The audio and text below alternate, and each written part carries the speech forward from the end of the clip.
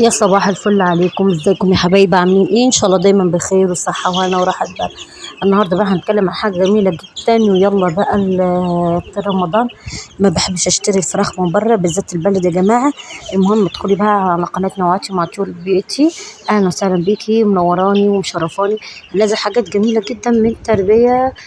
طبعا احنا عارفين اسعار الفراخ ايه وحاجاتنا ايه. طبعا انا عندي خبره في التربيه تبارك الله، سواء كان حمام. ارجعي بقى الفيديوهات بتاعتي وشوفي انا هقدم ايه. وادخلي بقى عندي في القناه، قناه نوعاتي مع طور بيدي، هتلاقي حاجات جميله جدا بنزلها من تربيه من اكل بيت. بصوا، انا جبت الفراخ لرمضان. طب انت استعجلتي يا جماعه؟ انا جايباها صغيره، على الاقل هتفضل 5 شهور معايا. واحنا في شهر كام؟ احنا في حاجه 8. تمام، احنا في حاجة 8. فاللهم صل وسلم وبارك على سيدنا محمد. يعني ايه حاجة 8؟ يعني عايز الحق موسم الحر. ليه؟ اللي احنا عارفين شهر 9 بيبقى خريف، يعني بيبقى تبارك الله، بيبقى خريف هوا. تمام. فانا بدل ما انا بوفر لمبه وكده عشان الكهرباء برضو، فقلت ان انا اجيبه في نص 8، 15/8، او عفوا جبته يوم 7/8. تمام، 7/8 او 8/8. المهم انا كنت ناوي اجيبه يوم 15/8. فهو لما جبته طلبته فجاني قبل 15، يعني تمام يوم 8/6 حاجه زي كده. دول ليهم يومين عندي. تمام.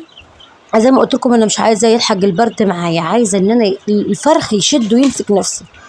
تمام. شوف انا بقول لك ايه، والحاجات دي مش لاقي حد يقولها لك. اللي عايزه تجيب في العمر ده، اللي هو عمر شهر، لا عمر يوم، ده عمر اسبوع يا جماعه. عمر اسبوع تلحق دلوقتي. عمر اسبوع يا جماعه، او عمر يوم، او عمر الشهر مش هينفع في الشتاء معاكي، هيبرد الا لو عندك شمس، هتعوزي دفايات وزي معاه في الكهرباء. فانا قلت دلوقتي دلوقتي هاتي فراخ رمضان. طب فراخ رمضان بعمل ايه؟ بستفاد منه بيض يا جماعه، بستفاد الديوك بذبحها. النيتي لما تحفى معايا على طول بذبح. تمام، بتبقى عسل. يا جماعه البلدي لو ما ترباش في البيت ما بتجيش لحمه مسكره. تمام. طب انا حاطه هنا، بص انا حاطه لهم ميه بشاي. لما بحس فيه اسهالات بسيطه عشان احطهم في الكرتون وكده، ببدا ان انا احط الشاي. مش هتلاقي حد يقول الكلام ده. وحط لهم العلف يا جماعه، علف الايمان ده. بص مش دعوه للشركه ولا اي حاجه، ولا اعمل دعايه ولا اي حاجه، لا. علف الايمان بجد بجد عسل. السلام والبركه يا جماعه، ما بيديش معايا للطير. الله اعلم بقى، هو كان حلو خالص السلام فضرب، انا حاساه ضرب. بعد البركه بقى ضربت برضه. دلوقتي الايمان. وفي حاجه تاني علف كمان نزل تبارك الله، مش عارفه اسمه سوبر، مش عارفه ايه ده يا جماعه. تحفه تحفه، كله بيتكلم عليه. بصوا حاجه بتخلي الفرخ يومها بيومين، يومها بيومين. طيب بصوا بقى، ندخل بقى في الايه عشان ما ندخلش. انا بدي على في الايمان، عن تجربه. يوم ما احس ان الايمان برضو ضعف، بصوا زي الصفا وكده والبركه والسلام، مش هجيب، هعمل علفه من عندي.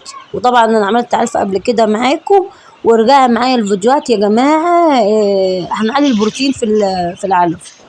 واقول لكم برضو ازاي هتعملي العلفه في البيت بمكنه البسكويت في البيت يا جماعه. مكنه البسكويت عشان ما حدش يقول احنا هنجيب من فين والحوارات دي. كله يتنجع وبعدين يبدا يتنشف. تمام. تبارك الله تبارك الله، حاجه عسل والله. كلمه عسل دي قليله. تمام. فانا مدي بقى الشاي عشان ما يعملش معايا اسهالات. بمنع اقول فيه اسهالات يا جماعه، الفرخ معاك بيتبهدل. طيب امتى اقول الفراخ بتاعتي كويسه وتمام وانا اكل حلو؟ يوم ما جالي اسهالات يا جماعه. ما فيش اسهالات. البول بتاعها تمام وحلو، يعني تخين مش رفيع. طيب انا بستفاد، قلت لكم في رمضان بستفاد لحمه وبيض. ما بقولش يا حد اديني البيض يا جماعه ب5 جنيه. انا السحوره عندي عايزه بيض مغلي، عايزه بيض مسلوق، عايزه اعمل كيكه على طول مثلا. خبيز العيد برضو بينفع. آه طب انت بتدي علف؟ ما هو العلف غالي يا جماعه، ده عشان صغير، ده عشان صغير. عندي اكل بيت، ببدا انشف اكل البيت ده في السطح فوق، وبعدين بعمله بالقصيد. تمام. اللي متابع معايا طبعا فيديوهات عارفني انا بتكلم في ايه، واقول لكم ايه، وحاجات جميله جدا وتكات محدش يقدر يعرفها الا مني انا. وبقولك الكلام ده بفلوس، مش هتلاقي حد يقولك الكلام ده عندي ببلاش، بره بفلوس. تمام. وجربي قولي لي الحاجه دي بتبقى ايه معاكي. بس المهم بقى قبل ما نختم، انا اول معاكم في التربيه، في كل حاجه، في كل حاجه معاكي، من عمر يوم، من عمر اسبوع. هجيب برضو 10 فرخات بيض ان شاء الله باذن الله، عشان دول عايزاهم بقى للمشويات. ويا رب كده تكوني استفدت معايا من الفيديو، وكومنت يا جماعه حلو ولايك، ودي بقى هندخل في التفاصيل ان شاء الله في الفيديو اللي جاي. كومنت ولايك بقى، مع قناه نوعات مع بيتي، والسلام عليكم.